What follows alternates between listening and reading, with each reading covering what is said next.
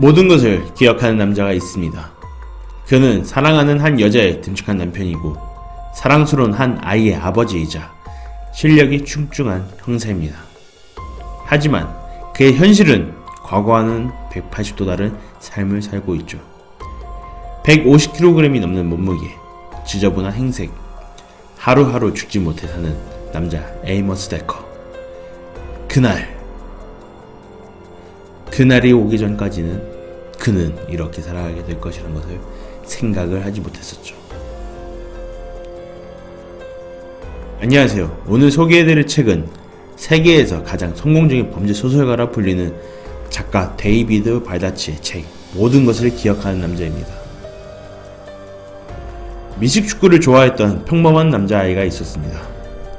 그는 미식축구를 좋아하고 노력으로는 누구보다 미식축구를 열심히 하는 남자아이였습니다. 그는 꾸준했고 노력했지만 평범한 선수였을 뿐이죠.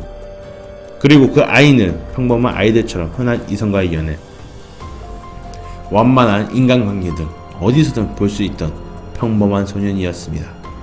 그가 처음으로 정규 시합에서 시합을 뛰게 된 그날 죽음을 겪으면서 그의 인생의 큰 변환점으로 다가오게 됩니다. 죽음의 후유증으로 감정적인 변화와 과잉 기억 증후군, 본인이 보고 겪은 모든 것들을 잊지 않는 사람이 됐습니다. 너무나도 변한 자신이 적응되지 않고 살아갈 의미조차 못 찾던 에이머스 데커는 자신과 같은 서번트 증후군을 모아놓은 한 연구기관으로 가게 됩니다. 그곳에서 치료하다가 만나게 된 물리치료사 아내 캐시.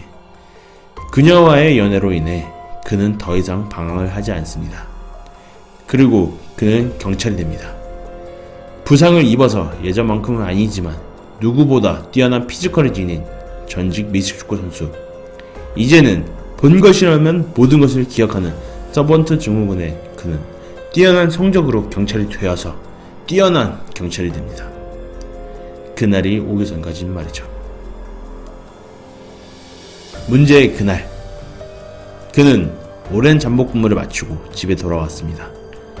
오랜 잠복 근무가 헛수고로 끝났고 피곤해 지친 몸을 이끌었죠.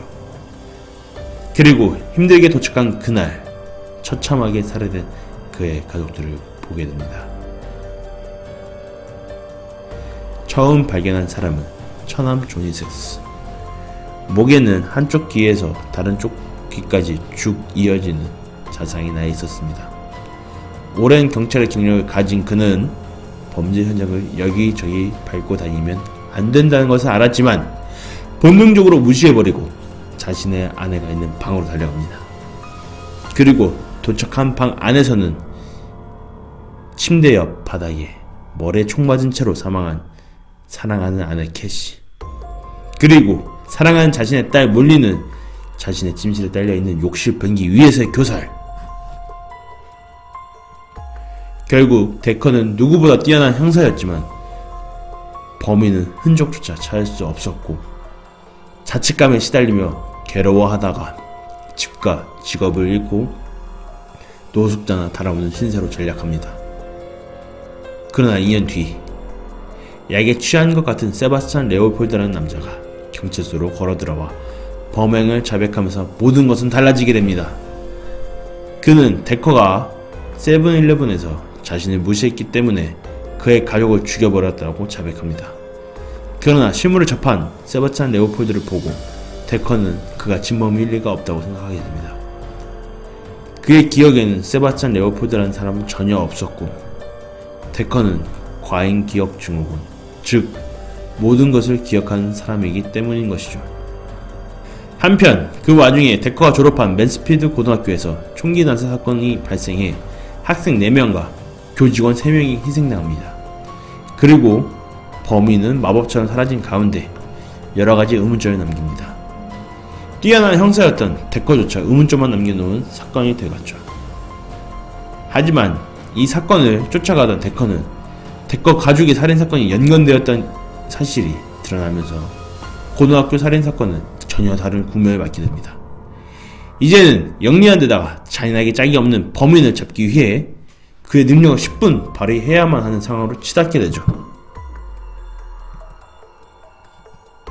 처참하게 당한 본인의 가족, 시간이 갈수록 늘어가는 희생자, 자신을 찾아내기 바라는 범죄자, 범인과의 처참한 두뇌 싸움을 하는 데커, 불리한 싸움을 할 수밖에 없는 위치에 놓인 데커는 모든 것을 포기하고 자살 충동으로 번지는데 그는 어떻게 이 난관들을 헤쳐나갈 것인가?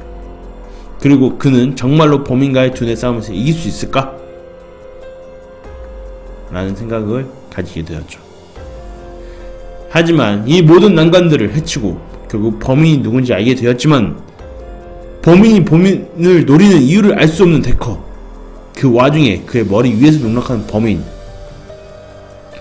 확실히 하기에 데커는 자신의 목숨을 담보로 범인과의 만남을 가지고 되는데 그 후 또 어떻게 될 것인가? 감사합니다. 책을 알려주는 남자 책알남이었습니다. 내용이 유익하고 도움되셨으면 구독하기와 좋아요 부탁드립니다. 다음에는 더욱 유익한 내용을 찾아뵙겠습니다.